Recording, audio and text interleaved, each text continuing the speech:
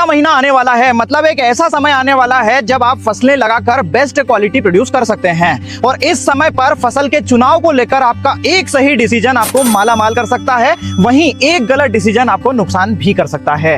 दोस्तों, इस वीडियो में हम कुछ ऐसी फसलें आपको बताने जा रहे हैं जिन्हें दिसंबर महीने में अगर आप लगाते हैं तो बेस्ट क्वालिटी तो प्रोड्यूस कर ही सकते हैं, साथ ही प्रोडक्शन भी अच्छा आएगा और अच्छे मार्केट रेट्स मिलने की संभावनाएं भी ज्यादा होती हैं।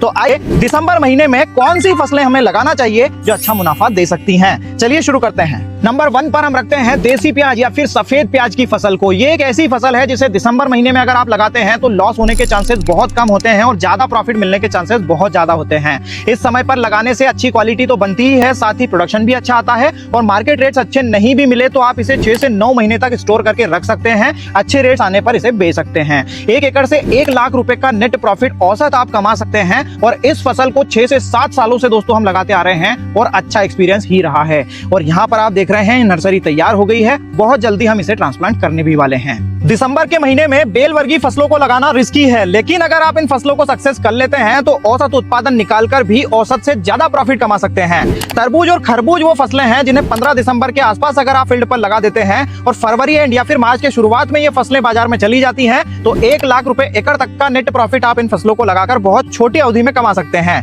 ध्यान ये रखें कि पाला पड़ने वाली समस्या आपके एरिया में अगर ज्यादा रहती है तो लो टनल का उपयोग करें। एक्सोटिक फसलों की बेस्ट क्वालिटी प्रोड्यूस करने के लिए बुआई का सबसे सही समय है दिसंबर महीना और इस समय पर ब्रोकली और जुकीनी जैसी फसलें जिनकी डिमांड दूसरी एक्सोटिक फसलों के कंपैरिजन में ज्यादा होती है, ये अगर लगा देते हैं तो 50 से 100 क्विंटल तक का औसत प्रोडक्शन और 50,000 रुपए से 1 लाख रुपए तक का नेट प्रॉफिट बहुत छोटी अवधि में कमा सकते हैं।